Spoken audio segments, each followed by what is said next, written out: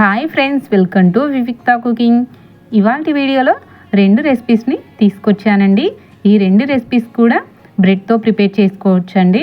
ఒక రెసిపీ వచ్చేసి snacks recipe, రెండవ రెసిపీ వచ్చేసి స్వీట్ రెసిపీ అండి.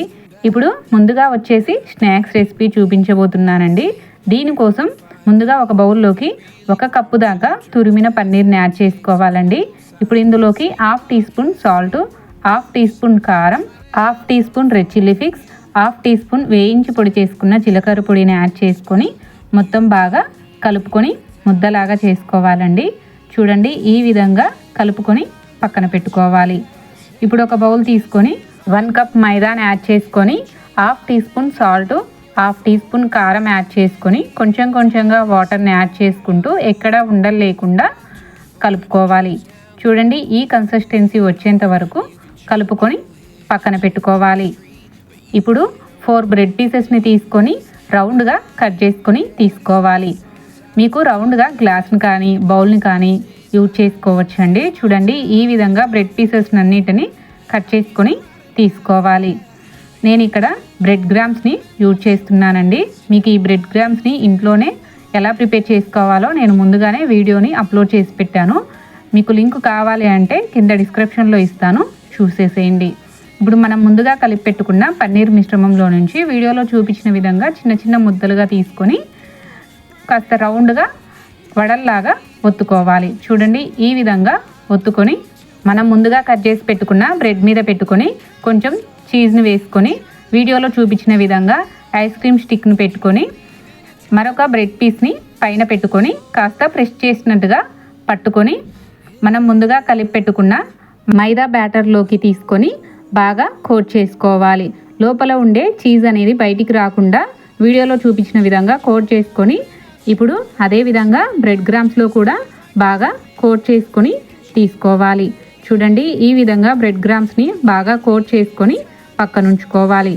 ఇప్పుడు స్టవ్ పై కడాయి పెట్టి డీప్ ఫ్రైకి సరిపడా ఆయిల్ను బాగా హీట్ చేసుకొని ఇప్పుడు మనం ముందుగా ప్రిపేర్ చేసి పెట్టుకున్న క్యాండీస్ని వేసుకొని ఒకవైపు బాగా కాలిన తర్వాత మరోవైపుకి టర్న్ చేసుకొని 2 వైపులా గోల్డెన్ బ్రౌన్ కలర్లోకి వచ్చేంత వరకు డీప్ ఫ్రై చేసుకోవాలి.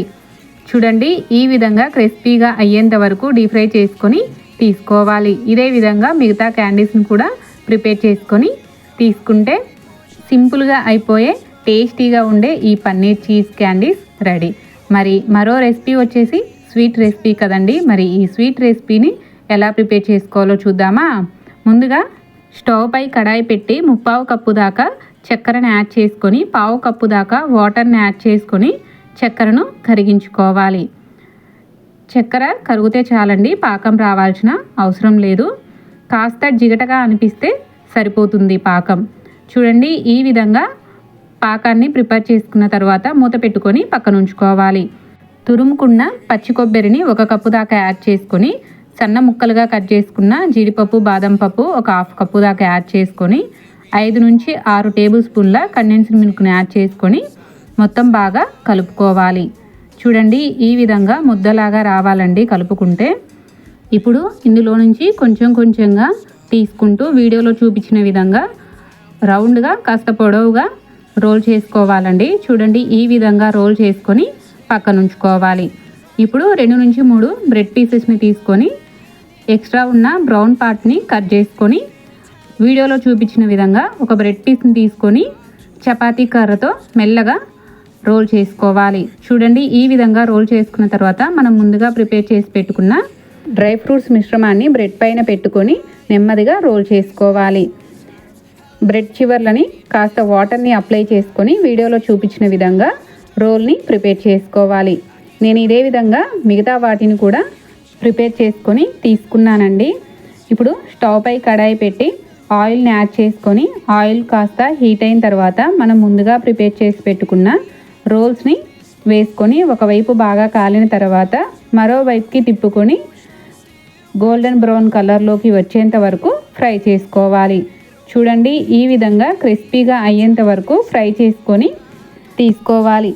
ఇప్పుడు మనం ముందుగా ప్రిపేర్ చేసి పెట్టుకున్న షుగర్ సిరప్లోకి యాడ్ చేసుకొని ఒకసారి బాగా కదుపుకోవాలి.